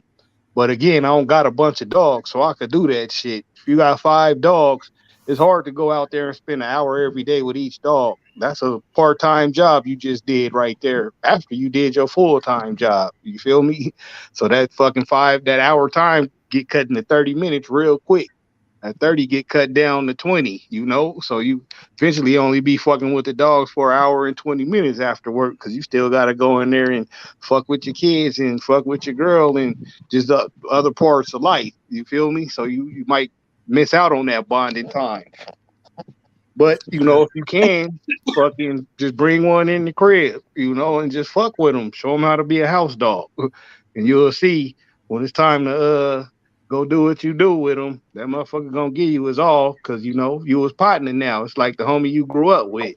Always stay solid with you and shit. Just do anything for that motherfucker, because he'll do the same for you. The same rules apply with the dogs. Yes, sir. Anybody want to add to that, Mr. Garcia? Yeah, it helps if you got kids, you know, they can take up the slack time. Yeah. Just fucking with your dogs if you ain't, you know, work, that stuff. That helped me a lot, because I really didn't mess with the pups too much. You know, my kids did all that. My wife, you know, people, even though I was quote unquote a breeder, you know, I spent more time with the adults, you know, or the up and comers than I did with the pups, and that's what my kids were there for. They could mess with them, fuck with them, play with them, inside, take them out, walk them, you know, do all that. And then it was kind of a routine we had. Then when they get a little bit older, then I would do that stuff, you know, that kind of stuff. So I paid more attention and gave more of my time to the most of them. You know, I had certain ones that I liked, and they were my buddies. Like Ram said, I'd take them everywhere, go drive through, let the girl and drive through, pet them, and all that. You know, but that was kind of the routine we did. The kids messed with the pups more than I did. And when they got older, I took them there, and it just repeated itself like that. You know, they always had a companion, a protector. They always had, you know, we didn't have to lock our doors. We didn't, you know, if they went to town or went to a park, you know, they had a young dog there or a pup with them. You know, people don't fuck with them. And that's about all I can add to that. It helps if you have children around your dog. Yes, sir. Hey, brother Eli, let me ask you this question. Question here says, in the past, what methods did the panel use to help condition barnstorming dogs' oxygen intake? You faded out a little bit at the end. Oh, You okay. said barnstorming dogs oxygen into them. Yeah, oxygen intake. Okay. Mm-hmm. A lot of times, no bullshit. I used the one that I had that was real barnstorming. I used a Jenny on him, and I would get him worked up and get his sprints, and then I would after he would sprint and run his pace and get to his coyote trot, when he would get real hot and real wide open, that Robert Limb pulling him off and cooling him down and doing sits with him and walking him out, keeping him on his feet to cool to recover. I would repeat that. And as I repeated that, his sits started to come closer together. Even on a meal, letting them, if they work like they are, letting them run those sprints all the way out, then pulling them off and letting them recover, walking them to their recovery, and bringing them back to it. It helps to be able to close the gap on those sets and to be able to let them work all the way out, but not actually burn their kidneys up, because they will work themselves into the point where they actually kill their kidneys, you know, to be able to do that. And then also swimming is a good is a good exercise. I see when somebody's saying, how would you work one that didn't want to work? Shit, if they'll swim, swimming is a good exercise. Biking in sets. If you biking them, like I say, you might bike them a mile, and they may be pulling. They end up pulling you. You end up taking your feet off the pedals, and they end up pulling you. But then shit, here after that, hey, you might take the get off the bike and walk the rest of the way. You know, but you got to start to put stuff in sets to help aid their recovery, and then also teach them how to pace and break. Because if you walking them and they recovering on their feet, then they'll start to slow that pace. When they get to that point where they feel that, they'll start to that memory start to come back. Okay, this is why I slowed and why I broke my pace, and then that body will start to recover over time. You know, but you got to be able to watch that dog and know what you're doing, and then don't build too much muscle. Be able to break their body down to the point, not to the point where you take away from a strong suit, where most barnstorming animals like that are strong animals that actually want to come forward because they want to impose themselves, because they are that naturally strong animal like that. You don't want to take that away from them. So being able to walk them down and actually pull them down to that level, and know you're not losing strength, but to lean them out, you know, it's a lost art in a lot of ways, you know. But yeah, being able to do it in sets and being able to get them on the correct weight and bring them down to weight where you're not losing their strength, and being able to teach them how to recover.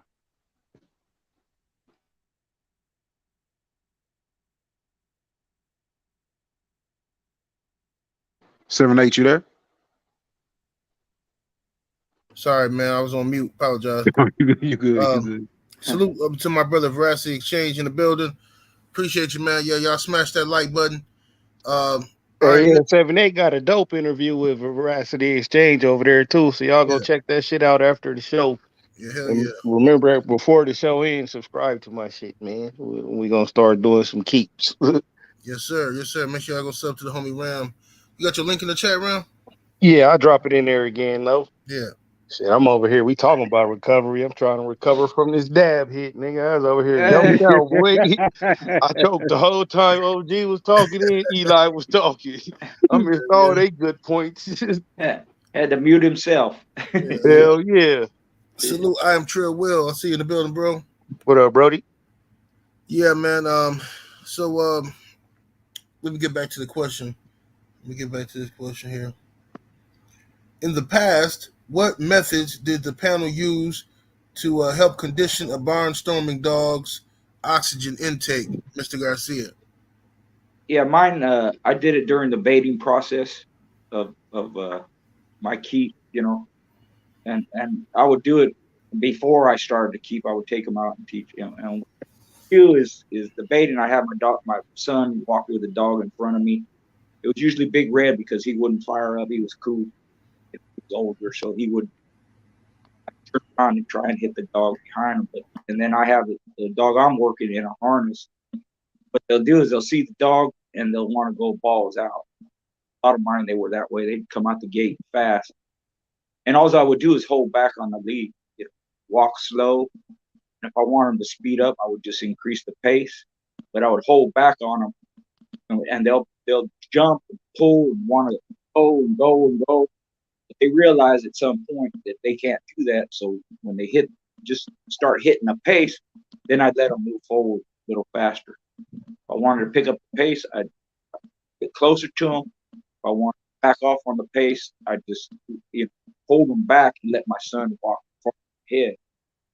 And the dogs in front of them, they know he's there. They want to get him, but they understand, hey, I'm not able to get him, so I'll just hit this pace and keep moving.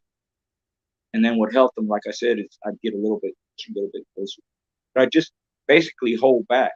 And it just has that effect of kind of, okay, I can't get to them, so I'll just slow it down a little bit. And maybe I'll get closer. And then after they get closer, I hold back again. It just kind of a mental conditioning of teaching them, hey, you can't go balls out 100 miles an hour all the time. Got to back it off a little bit. You know? It was pretty simple. It worked effective. I had barnstorming dogs that went an hour and a half, whatever it was, you know. But if they wouldn't have paced themselves, they'd be done in 30 minutes. You know, because what happens is they get that heart rate up, that adrenaline starts flowing, and it don't stop. You know, just like on a car, you know, you mash that pedal and you keep going and you don't stop. Eventually, you're gonna blow the engine up. You know, and it's kind of that way with the dogs. If they don't pace themselves, they're gonna blow themselves out. All their adrenaline's gonna leave them. Their heart rate ain't gonna settle down to a more normal pace, and they're gonna blow out. They're done. My dogs were that way. They wanted to go 100 miles an hour, but I had to kind of teach them not to do that all the time. And it showed in the shows. You know, they would come out fast and hard, but pace themselves still. You know? So that's the way I did. Yes, sir. Brother Ram, what's your take on it? My shit. I did it, you know, a little bit different, but the same method would be the same result would happen. Like I will fucking, you know how I use the meal. Like soon as they break stride on the meal, usually I take them off and I let them recover with the walkout. But with my barnstorming dogs, I would do what I consider using the meal wrong, and that's once they break that, I would just let them trot it out, and that trot out time would be, you know, they recovery time. So of course I would, you know, set the stopwatch to see how long that take, but I would take it a step further and introduce them. I would put the hide. I would give them the hide that they was fucking chasing, using as a lure to get them to get up to, top speed and go hard, because they wanted that piece of cowhide. I would give it to them, and I would talk calm with him while he trotting it out. Boom, boom, boom. And, in the beginning, of course, it would take them longer to pick it up, but they'll pick up that exact same pace again, like both Eli and OG Schoolboy was saying. They would get back up. They pacing itself, so I would give him the hide, and when he would pick it up, I would take it from him because his mouth gonna open. It's not gonna need a stick to get it out. Cause when he take back off, boom, I stop the stopwatch, take the hide, and see how long it'd take them for that to happen again. But I wouldn't Barnstormers, I wouldn't take them off and walk them out because that's not their style. They all go. And like OG Garcia was saying, excuse me, I'm over here fucking on my fat boy shit now, got the munchies. I would do a lot of strength training with them, but it would be more on like a resistance and not a lot of weight pulling because they're gonna need that strength. But that strength is gonna need to be oxygenated to keep doing that shit all night, like how Schoolboy was saying his dog went an hour plus barnstorming. You got to be a bad motherfucker to get a dog to do that, and you also got to be going into a bad motherfucker who dog could take it for that long. That's some fucking hard shit to do on both sides of the game.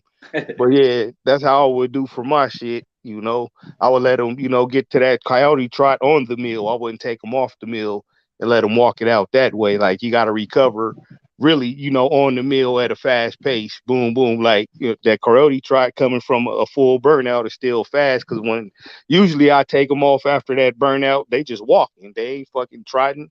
The motherfuckers is breathing hard and all that shit, to recover. So yeah, barnstormers, you got to do it. In my fucking experience, a little bit different, but you see, we got 3 different ways of doing it, and all got the same results. Like motherfuckers could still do that shit all night for as long as they fucking could. Yeah, that dog was Bill. That was his first match. It went an hour 31, and he didn't settle down for another hour after that show was over. Man, he was still good to go. So that was a testament to how good it worked. He was just on point, and he wasn't done yet. Even though the show was over, still it took him that long to settle down afterwards. Just that way, man. Yes, sir. Easy Custom 22 in the super chat. Appreciate the support, fam. He says, panel, what was one of your hardest calls? Let's start with you, Brother Eli.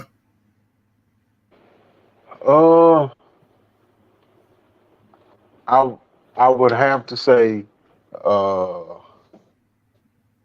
bitch that used to that had kind of became like my house dog.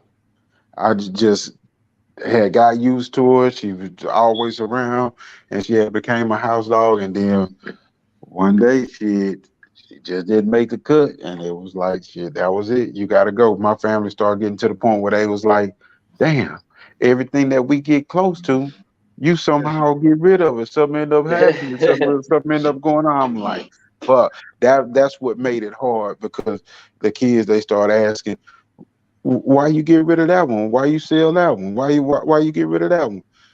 Right. Shit, for me, they didn't make the cut, but shit, this motherfucker was just laying in the doorway and eating chips and chilling and sitting around with the kids and going walking and everything, and shit, all of a sudden they don't make the cut and you got to get rid of them. Right. Hey, but on the brighter side of that, not to cut you off, is your kids is the perfect cur detector. So whichever ones the kids like from here on forth, henceforth, will be deemed a cur. That's a fucking free cur detector. Goddamn round. Hell yeah. It's a bright side to everything. You feel me? You just gotta find it. Yeah. So out of the next litter, which one y'all like? Whichever ones they take out of there. That's the one gonna go somewhere else. Yeah, them is the curs. Whichever ones they pick is the curs. Yeah, don't keep that one. Or just let them my keep them. my Shit, oldest one, she tend to this pick the your good dog one. now. Go get that motherfucking spade and you gotta feed it. Cause that nigga gonna be the cur. My oldest one, she tend to pick the good one. That's the baby girl that picked the one that picked the wrong one. Like, damn, why did you pick this one? That's why. Well, let her pick it whenever next litter pop out here. Go and pick you one of them puppies. This gonna be the one. Which ones you like the most? Pick 3. So, oh no, baby, we ain't gonna be able to keep that one. Somebody already wanted that Yep. one. What about one of this one over here that don't look like none of them? Mm-hmm. Yeah, Mr. Garcia, what's your take on that? Your heart is cold. I didn't really have, I wasn't that way with dogs. They anything, a call is a call to me. I was neutral about it, But one time, it was my daughter's dog, and I didn't even have the heart to tell her I called her. I lied to her and told her she ran away, and I didn't tell her till she was older. It still bothered her, Yeah. Said, Donut ran away. Yeah, Donut ran away. And then when she got older, I told her, I called her. She didn't run away. She was still pissed. Why is it like that? But I wasn't. It's just the way I grew up. That it didn't bother me, but I didn't enjoy it either. Put it that way. Just something that was necessary, and that's how I looked at it. Yes, sir. What about you, Ram? Damn near exactly, minus the donut story. Like that's I always say that's your price of admission into the game. If you want to be a dog, man, you got to make them hard calls. So you got to do that, man. As far as culling go, now I will say it sucked having to put one down that was sick. Like we were holding one of the homie dogs and shit because he was going through a little bit of shit in his life. And we bred the dog, to some of our shit. It ain't like we backdoored him or nothing with the breeding. Them dogs was actually good dogs, but his male though actually getting like testicular cancer, and he was, fighting, holding on, like boom. And shit, it just got too bad. We had to put him down. He was a good dog too. Like he was a good dog that produced good dogs. That was off of good dogs that produced good. Like his pedigree was one of them pedigrees. You look, if you don't know the dog, because it don't say nothing on pets online, you got to know the dude, and a lot of fucking champions and producers in that shit. Where you look at his paper, the actual papers, with the registry and shit, it got the titles of the dogs on it. Like, fuck, I ain't know this dog did what? Goddamn, like. So yeah, it sucked having to put that dog down, but his quality of life was fucked up. Like he couldn't even fucking walk towards the end, and he wasn't even that old. The cancer had we caught it early and got it removed, but then that shit came back right on his nuts. Boom. And like fuck. Fucked up. Yeah, man, that part sucked, because he wasn't a cull, he was a bulldog through and through.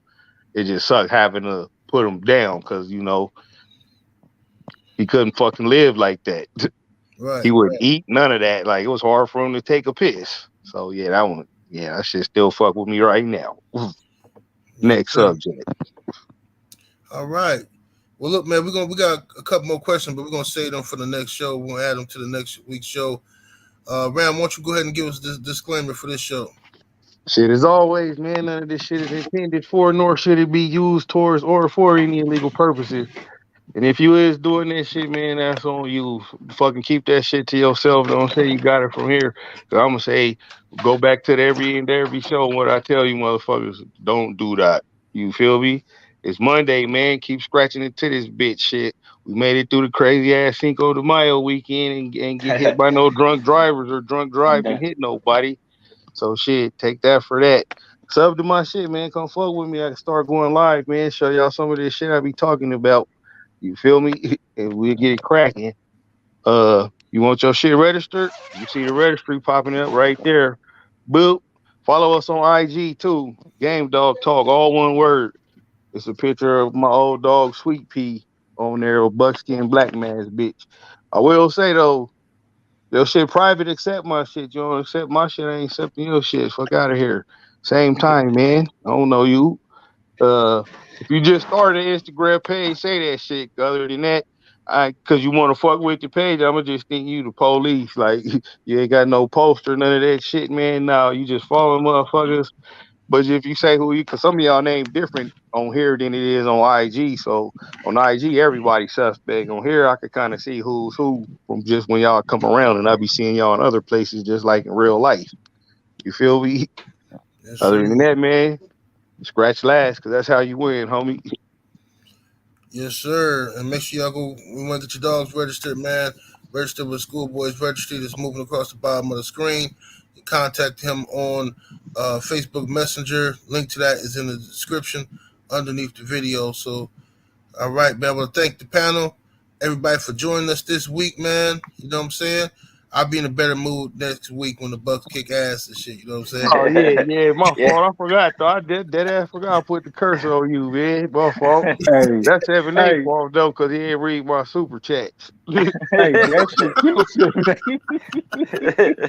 I said, I hope Hey, you motherfuckers. I sure forgot about that. Oh shit. Hey, yeah, salute JJ. Oh, that show too. You know what park is gonna be at? Everybody keep asking me what park we gonna do the confirmation show at on the 21st. It's at it was at somebody's property. I forget the name. It's on the address is on the flyer, you know. Yeah, I thought it forget was the a name park. of it. Shit, I ain't from Cali. Yeah. I'm from West Yeah. Side of Phoenix. Shit, this shit was a park. We ain't nobody I know got a property. Well, big enough to do unless they dog to change, it. unless they change the location. But as far as I know, it's the same location. It's a guy's property. It's a nice spot. Got bathrooms and all that. You know. It's gonna be a fun show, man. Y'all bring your dogs out. Shit, don't come out on there. Yeah.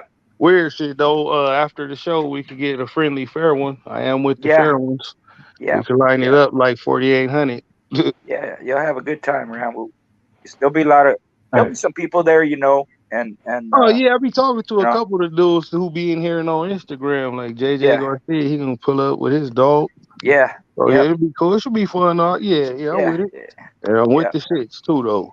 Yeah. I want some of that weed though, so I'm definitely going to y'all dispensaries. Oh man, it's the shit grows wild. It's everywhere. You get it.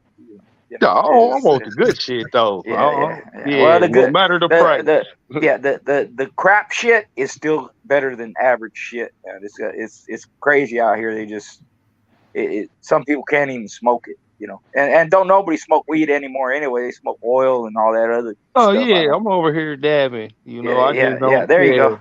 Yeah. But yeah, I just want to try. You know, I want the Cali experience. Every time I go for that.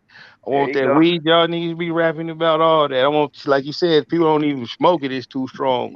That's what I want. Okay. I want to see. We gonna scratch into him. Yeah. Fuck them dogs. Right. Fuck them dogs. You want to smoke? Yeah. Hell yeah. You gonna bite me down or I'm gonna bite you down. Hey, y'all better let 7 to 8 go, man. Shit, he over there sounding like the Bud fan. Yeah. His favorite dog got hit tonight. Well, it's all right. We'll bounce back. It's all good. Yeah. All right, thank y'all for joining us this week, man. We'll catch y'all next week. Salute. We're up out of here. Deuces. Peace.